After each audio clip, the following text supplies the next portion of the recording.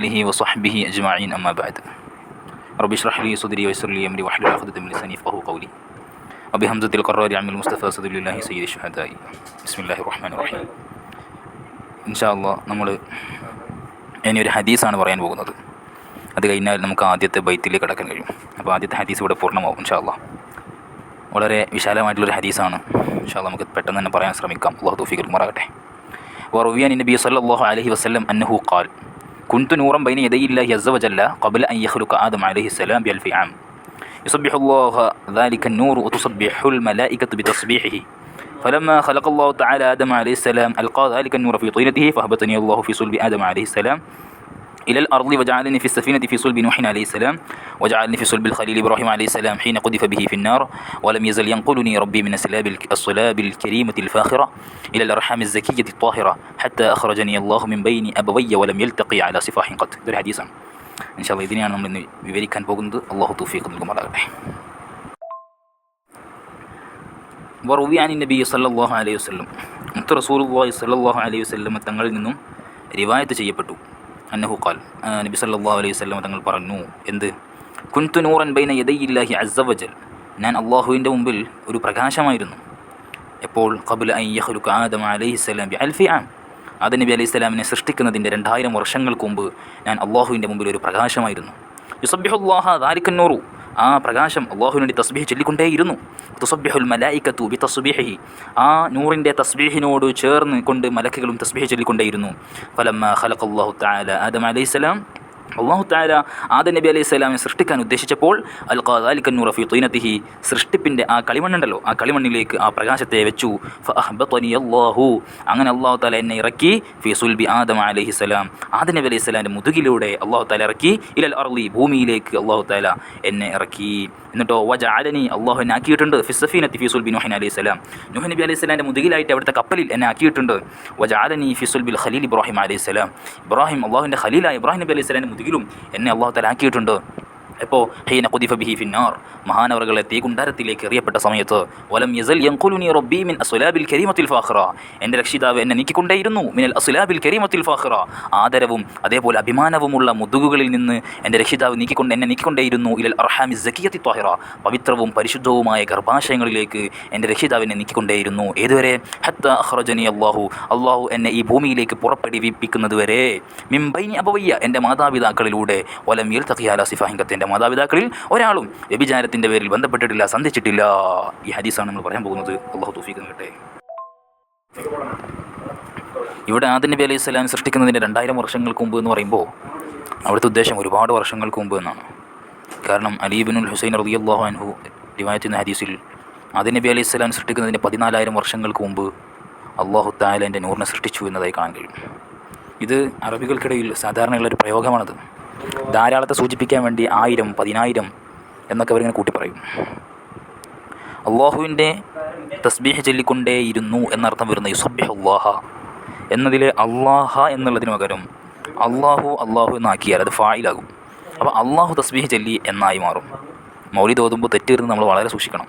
യുസബ്ബിഹുല്ലാഹു എന്ന് പറഞ്ഞാൽ അള്ളാഹു തസ്ബീഹ് ചൊല്ലി എന്നാണ് പറയും അതിൻ്റെ അർത്ഥം. ഇവിടെ ഇപ്പം എങ്ങനെ അർത്ഥം? യുസബ്ബിഹുല്ലാഹ, ആ പ്രകാശം അള്ളാഹുവിനെ തസ്ബീഹ് ചൊല്ലിക്കൊണ്ടേയിരുന്നു എന്നാണ് അവിടെ അർത്ഥം. പക്ഷെ ഇവിടെ അള്ളാഹു എന്നായി പോയാൽ അള്ളാഹു തസ്ബീഹ് ചൊല്ലി എന്നായി മാറും. അപ്പോൾ മൗലിദ് നമ്മൾ ശ്രദ്ധിക്കണം. അടുത്തതായി വിഷയത്തിൽ തിരുനൂർ എന്ന് പറഞ്ഞ ബുക്ക്, അങ്ങനെ ഒരുപാട് ഗ്രന്ഥങ്ങൾ കാണാൻ കഴിയും. ഉസ്താദിൻ്റെ ഒരു PhD തന്നെ അതിലാണ് ചെയ്തതെന്ന് ഞാൻ മനസ്സിലാക്കുന്നത്. ആ നൂറിനെ പറ്റിയിട്ട് ഒരുപാട് പറയാനുണ്ട്, അങ്ങോട്ട് കടക്കുന്നില്ല. മൗലിദുൽ ഹുസ്നൈനിയുടെ ആമുഖത്തിൽ തുടക്കഭാഗങ്ങളിലൊക്കെ ഈ നൂറിനെ പറ്റിയിട്ട് ഉസ്താദായ ബഷീർ ഉസ്താദ് കാര്യങ്ങൾ വിശദീകരിക്കുന്നുണ്ട്. അപ്പോൾ ഒരുപാട് ഗ്രന്ഥങ്ങൾ കാണുമെങ്കിൽ അത് വിശദീകരിച്ചാൽ തീരൂല എന്ന് ഞാൻ മനസ്സിലാക്കുന്നത്. അതിന് മാത്രമുള്ള പ്രാപ്തി നമുക്കാർക്കും ഇല്ല തന്നെ. അപ്പോൾ ആ തിരുനൂർ അല്ലാഹു തആല ഒരുപാട് വർഷങ്ങൾക്ക് മുമ്പ് പഠിച്ചിട്ടുണ്ട്. അതിന് നബിക്ക് പഠിക്കുന്നതിന് ഒരുപാട് വർഷങ്ങൾക്ക് മുമ്പ് അതിങ്ങനെ നിലക്കാതെ തസ്ബീഹ് ചൊല്ലിക്കൊണ്ടേയിരിക്കുകയാണ്. അതിനെ തുടർന്ന് മലായികത്തും ആ തസ്ബീഹ് ഇങ്ങനെ ചൊല്ലിക്കൊണ്ടേയിരിക്കുന്നു. ഇബ്രാഹിം നബി അലൈഹി സ്വലാമിനെ നമ്രൂദിൻ്റെ തീകുണ്ടാരത്തിലേക്ക് എറിയപ്പെട്ടപ്പോൾ ആ തീ തണുപ്പും രക്ഷയുമായി മാറിയെന്ന് ഖുർആനിൽ തന്നെ കാണാൻ കഴിയുള്ളൂ. ആ സമയത്തൊക്കെ മഹാനവറുകളുടെ മുതുകിൽ നബി സല്ലല്ലാഹു അലൈഹി വസല്ലം നൂറുണ്ടായിരുന്നു എന്നാണ് ഇവിടെ പറയുന്നത്. അത് കാരണത്താലാണ് അവർക്ക് രക്ഷ ലഭിച്ചത് എന്ന് പറയുന്നു. ആദം നബി അലൈഹി സ്വലാം മുതൽ ഉള്ള എല്ലാ മാതാപിതാക്കളുടെ പരമ്പരയിൽ നിയമപരമായിട്ടുള്ള വിവാഹത്തിലൂടെ അല്ലാതെ ഒരാളും സന്ധിച്ചിട്ടില്ല, ഒരു വ്യഭിചാരവും നടന്നിട്ടില്ല. നബി സല്ലല്ലാഹു അലൈഹി വസല്ലം അഭിമാനത്തോടെ തന്നെ അത് പറയുന്നുണ്ട്. നബി സല്ലല്ലാഹു അലൈഹി വസല്ലം സാധാരണ ഒരു നേതാവൊന്നുമല്ല, ലോകരക്ഷിതാവിൻ്റെ ഹബീബാണ് അവിടുന്ന്. എല്ലാ രൂപത്തിലും പവിത്രതകളും മഹത്വവും എല്ലാം ഒത്തിണങ്ങിയിട്ടുള്ള വലിയ നേതാവാണ് മുത്തനബി സല്ലല്ലാഹു അലൈഹി വസല്ലം. ജാഹിലിയ കാലത്ത് നിയമവിരുദ്ധമായ നിരവധി വൈവാഹിക ബന്ധങ്ങളൊക്കെ ഉണ്ടായിരുന്നു. മതിലുകാണി ചാടി കടന്നുകൊണ്ടുള്ള ആ രജിസ്റ്റർ ചെയ്യാത്ത, രേഖപ്പെടുത്താത്ത, നിയമപരമായിട്ടല്ലാത്ത വിവാഹങ്ങൾ ഒരുപാട് നടന്നിരുന്നു. ഇന്ന് യൂറോപ്യൻ കൺട്രീസിലൊക്കെ നടക്കുന്ന അറിയില്ലേ, 1, 2, 3 മക്കളുണ്ടായാലും അവർ ലിവിങ് ടുഗദറാണ്, അവർ കല്യാണം കഴിച്ചിട്ടില്ല. അതുപോലെയുള്ള അവസ്ഥയായിരുന്നു അന്നൊക്കെ. ആ ജാഹിലിയ കാലത്ത് നിരവധി വൈവാഹിക ബന്ധങ്ങൾ നിലനിന്നിരുന്നു, ഈ നിയമവിരുദ്ധമായിട്ടുള്ള. അതിലൊന്നും മുത്തനബി സല്ലല്ലാഹു അലൈഹി വസല്ലം മാതാപിതാക്കൾ പെട്ടുപോയിട്ടില്ല. മുത്തനബി റസൂലുള്ളാഹി തങ്ങളുടെ തലമുറയിൽ എല്ലാവരും വിശുദ്ധന്മാരായിരുന്നു, നല്ല ശുദ്ധിയുള്ള ആളുകളായിരുന്നു, നിയമപരമായിട്ട് വിവാഹം കഴിച്ച ആളുകളായിരുന്നു എന്നാണ്. മുത്തനബി റസൂലുള്ളാഹി തങ്ങൾ പറയുന്നുണ്ട്, ഞാൻ നിക്കാഹിലൂടെയാണ് പുറപ്പെട്ടത്, നിയമവിരുദ്ധമായ ബന്ധത്തിലൂടെയല്ല. അതിന് നബി അലൈഹി സ്വലാം എൻ്റെ ഉപ്പയും ഉമ്മയും എന്നെ പ്രസവിക്കുന്നവരെ നിക്കാഹ് മാത്രമാണ്, സിഫാഹില്ല, നിയമപരമായിട്ടല്ലാത്ത ഒന്നുമില്ല, നിയമപരമായിട്ടുള്ള നിക്കാഹിലൂടെയാണ് എല്ലാവരും ബന്ധപ്പെട്ടത് എന്ന് മുത്തി തങ്ങൾ പറയുന്നത് കാണാൻ കഴിയും. ഇമാം സുബക്കി റഹിമഹുല്ലാഹ് രേഖപ്പെടുത്തുന്നുണ്ട്, മുത്തനബി റസൂലുള്ളാഹി സ്വല്ലല്ലാഹു അലൈഹി വസല്ലം തങ്ങളുടെ പരമ്പരയിലുള്ള എല്ലാ നിക്കാഹുകളും സർവ്വ നിബന്ധനകളും ഒത്ത രൂപത്തിലായിരുന്നു നടന്നത് എന്ന്. ഇപ്പോൾ അറിയപ്പെട്ട ഇസ്ലാമിലെ നിക്കാഹിൻ്റെ നിബന്ധനകൾ മുത്തനബി സല്ലല്ലാഹു അലൈഹി വസല്ലം എല്ലാ പരമ്പരകളിലും ഉണ്ടായിരുന്നു എന്ന് മഹാനവറുകൾ കൂട്ടിച്ചേർക്കുന്നുണ്ട്. ചുരുക്കി പറഞ്ഞാൽ മുത്തനബി സല്ലല്ലാഹു അലൈഹി വസല്ലം പരമ്പരയിൽ അവിടുത്തെ ഉമ്മയും ഉപ്പയും മുതൽ ആദം ഹവ്വ ദമ്പതിമാർ വരെയുള്ള എല്ലാ ബന്ധങ്ങളും നിയമപരമായിരുന്നു. എല്ലാവരും വിശുദ്ധന്മാരും മുഅ്മിനീങ്ങളും ആണ്, കാഫിറുകളായിട്ട് ആരുമില്ല.